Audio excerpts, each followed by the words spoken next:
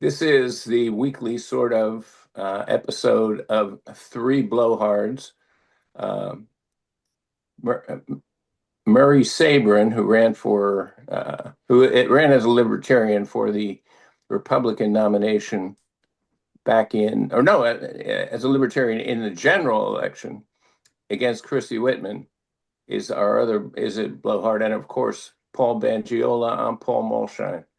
Our theme today is going to be things that won't work. We're starting with Donald Trump's attempt to take over Greenland. Murray, you want to go first on that? Yeah, this is naked aggression by telling our allies in Europe that if he's not allowed to take over Greenland, he's going to impose tariffs on their products coming to the United States. And Trump is acting like Don Corleone in The Godfather, saying, "I'm gonna make you an offer you can't refuse. Give us Greenland, and we won't have any tariffs on your products." And as a businessman, what I find really fascinating about Trump, he's never used the words free enterprise or free markets, which is what business people are supposed to embrace in order to build their businesses. And Trump, as president, has really forgotten everything he learned at the Wharton School regarding the economy, if he did learn them in the first place, namely that voluntary exchange leads to peace. And he doesn't believe that, apparently, given the kidnapping of Maduro in Venezuela. He wants their oil. So Trump is doing exactly what, if a Democratic president would be doing, the Republicans would be calling aggressor, socialist, communist, Marxist. Yet when Trump does it, the MAGA people go wild. So it just shows you the hypocrisy that's in Washington. Now, you want to give me a quick take on why this isn't going to work? It's not going to work because the Europeans are going to be really pissed off, to use a very technical term. And the people in Greenland, I mean, there are only what, 50, 60,000 of them. They're not going to be too happy about it. So, in order to do what Trump wants to do, he's going to have to put a huge military presence there. He's going to have his crony companies come in and mine the minerals.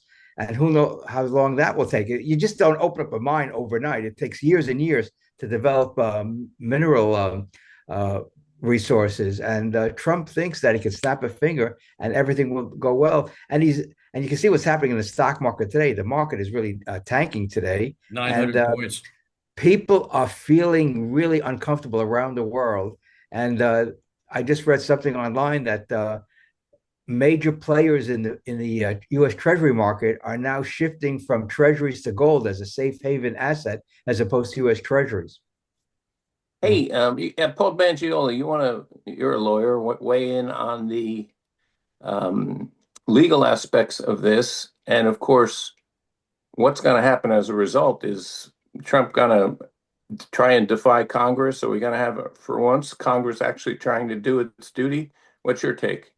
Well, I think there's a series of things that require Article 1 authority from the Congress to be invoked, and they haven't been willing to do it to stop the president from using military force unilaterally.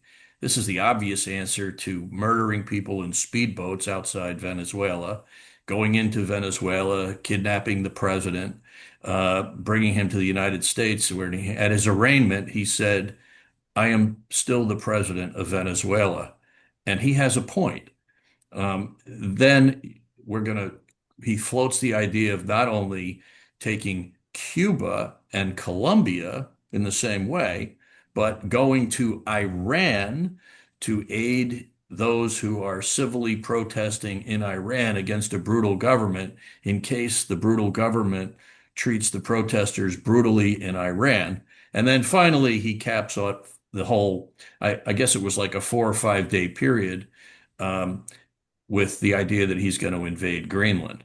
Now, are You know, your I can't avoid laughing every time somebody says invade Greenland. And, it reminds me of um, The Mouse That Roared, that yeah, I saw your 1959.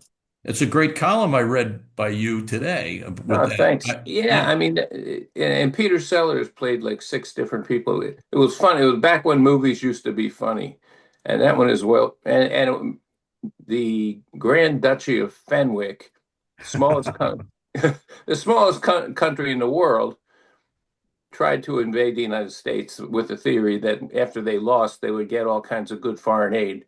But it Well, was just hilarious. And then also, there's the Woody Allen movies. Like, he was an aficionado of Ingmar Bergman, who did all those real heavy movies like The Seventh Seal. And basically, it was just a crazy, the whole idea was crazy. And what's going to finally, I ask the same question. How is this going to fail? What is well, going, the, what's going the to the go wrong? problem, the Greenland problem is this, which is uh, if you enter a negotiation or you demand things from other people, you have to be prepared to take yes for an answer. So in this case, we already have the right to build any military base we want in Greenland. We have it by treaty.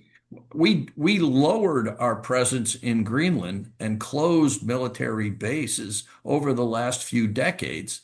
So if he wants to expand our military presence in Greenland, Denmark has been pointing out we already have that authority.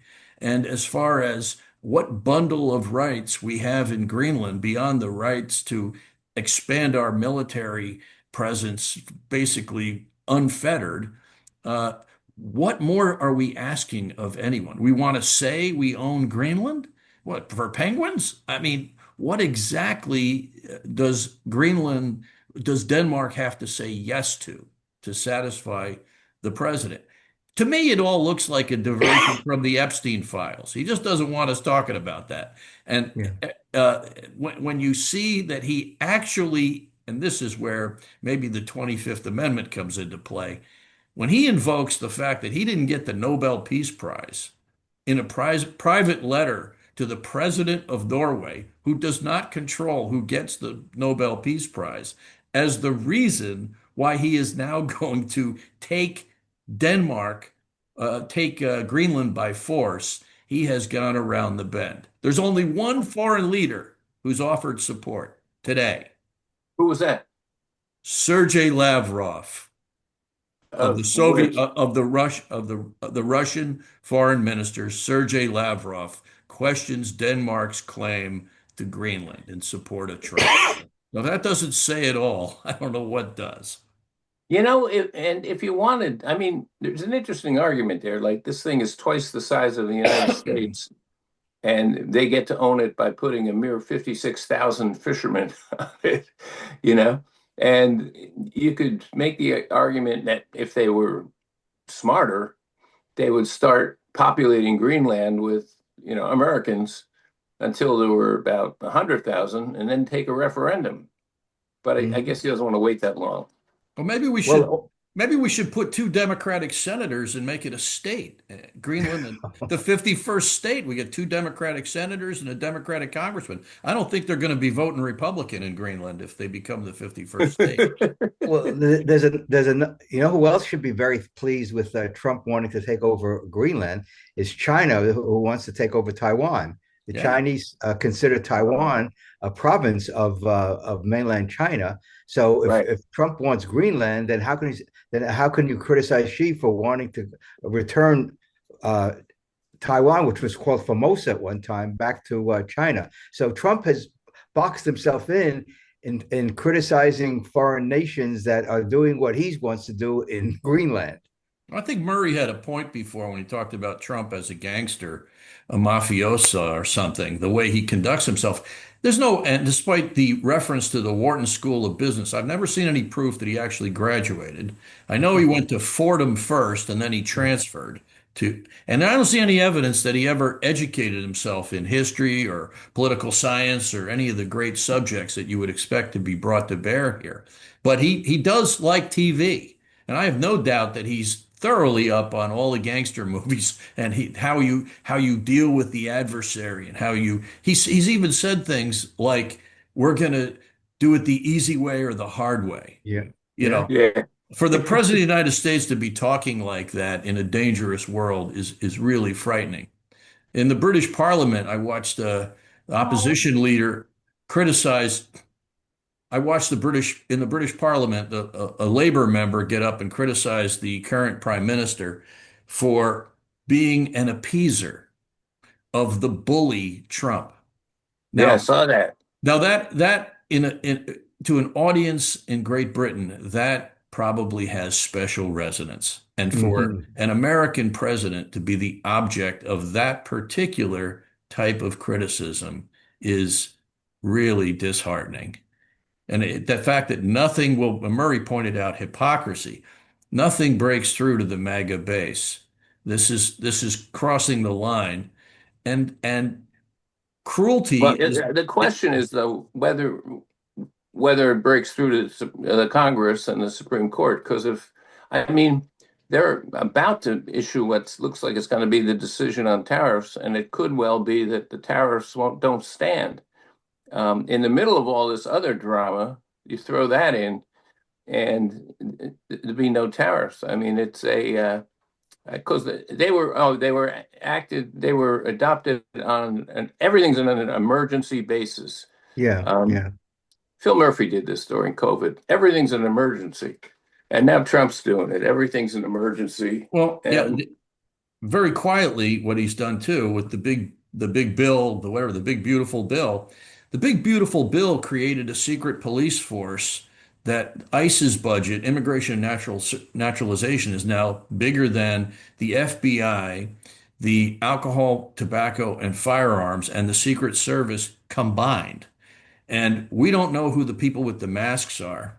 We don't know what the qualifications are. There might be a Trump loyalty oath involved, for all we know, to be a member of Yeah. that particular police force. And in authoritarian regimes, the coin of the realm is cruelty, and it's not. They don't lose power uh, because they are cruel. They lose power because cruelty stops being sufficient to keep them in power. So while cruelty seems to be being ramped up in the United States, all these terrible stories about, just excesses that are unnecessary in apprehending immigrants and citizens and people being dragged out of their house with their pajamas on and all this stuff that we're seeing all over the country. It's a display of cruelty. On the other hand, in Iran, where they've been horribly cruel, you see people rising up in the face of the cruelty. And when they realize that even the cruelty is not enough to sustain the regime is truly in power. Our cruelty and our regime is ascendant, and Iran's might be descending. well, And how do you see the end game here working out? Is Congress going to go against? Okay, if Congress goes against Trump on this and end on the tariffs, um, will Trump accept it? it'll have to be at the 11th hour, at the filing date for Republicans to run for Congress, when they know they're past the danger of a primary opponent. Then Trump can still kill a Republican who voices opposition to him in the Uh, Republican primary. But if Republicans get to April all over the United States and they get past the filing date and they are going to be the Republican candidate, they might be a little bit emboldened. But when Trump's still got that microphone and that following, I I don't I'm not holding out much hope for the first Republican to be the one to defy the president. Now, Well, oh, I want Murray to weigh in on what you might call a more pedestrian issue, which is Murphy, on his way out the door, signed a new law cracking down on electric bicycles. It seemed kind of strange to me. I mean, everyone's going to have to get insurance and a license, and this is the kind of backdoor regulation comes in, and once you get it, what do you do with it? How do you think that's going to work out? You said well, you have a lot of experience with that. it's another example of overreach. I mean, the whole concept of insurance has been basically quasi-socialized in the United States between health insurance and property casualty insurance here in Florida and other states which have had severe weather, and the insurance companies have had to do a lot of payouts for damages. but the insurance has been corrupted because of government regulation. One great thing about uh, what Jimmy what Jim McGreevey did, which is based upon my '97 proposal during the debates with McGreevey and Whitman, is to deregulate the insurance market in New Jersey. And what happened? Under McGreevey, all the companies that had left because of heavy regulation came back into New Jersey. And I don't think there's been a problem with auto insurance in New Jersey since 2001, 2002, when the auto insurance market was deregulated. And by the way, that began nationally under Carter, a Democrat who Yeah. deregulated a whole bunch of industries, and he doesn't get enough credit because that helped stage the boom of the 1980s and 90s when companies didn't have the burden of the bureaucracy of Washington, and more companies entered the market in telecommunications, trucking, other industries. And this was a great period for those of us who said, deregulate the market and the economy will flourish. And that's basically what happened. So what Murphy has done, I I was don't know what amazed he's that getting.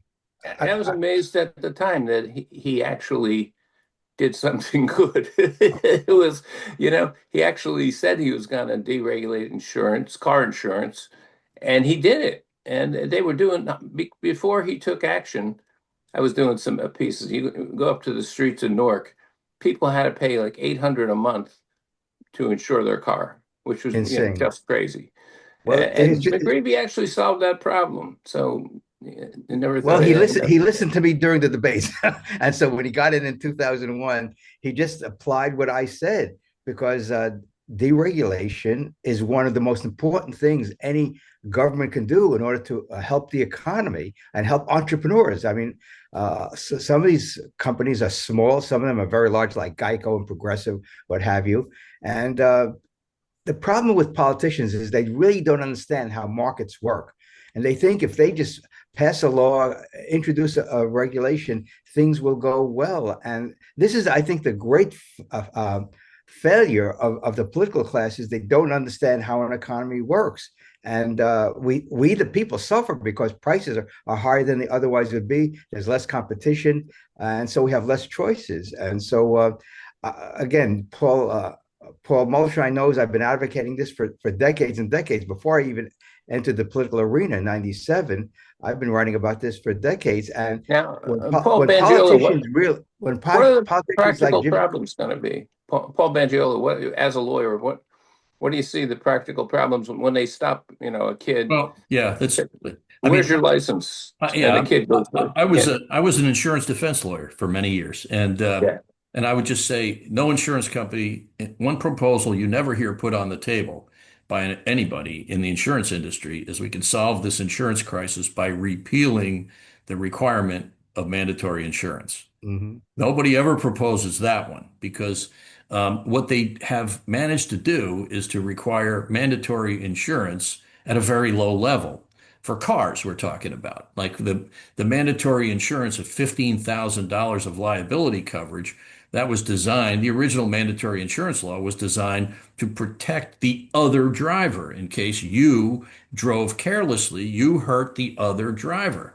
Well, if right, somebody hurts me and I can't take care of my wife and family and I'm in a wheelchair, the minimum coverage of $15,000 is not going to help me too much. So everybody in New Jersey carries what's called uninsured and underinsured insurance, maybe $500,000 of insurance or $1 million of uninsured motorist, underinsured motorist coverage. And that is me paying for my own insurance in case some other person hurts me. And we right, go to the hospital side by side in the ambulance, and they get personal injury protection for their doctor bills, and so do I. But their liability coverage, which is supposed to protect me, doesn't really protect me. So when we start talking about people on bicycles, motorized bicycles, and we have had fatalities. There have been deaths as a result of bicycles operating at too high a speed by unlicensed drivers. Now, the licensing requirement that I looked at today is it's a safe harbor. If you have a driver's license, you can ride a motorized bike. It's not a motorcycle license where you have to go take a special test. Well, that's one good thing. But on the other hand, I didn't see anything that indicated what the liability limit what kind of insurance is going to be required. And I hope that what it is a liability coverage for the persons that you injure, not coverage oriented towards your own medical bills and your property damage, but hurt how you would hurt somebody else. I was in Yeah. Paris this summer, and in Paris, the city is remarkably quiet because there's a combination of electric buses and vehicles and bicycles, electric bicycles. But you have to be extremely careful because Mhm. you can die in Paris as a result of being struck by a 40 or 50 mile an hour bicycle zipping up right next to the curb as you step off. Huh. I'm So glad that's I'm not going there. All right. Well, I think that kind of wraps it up.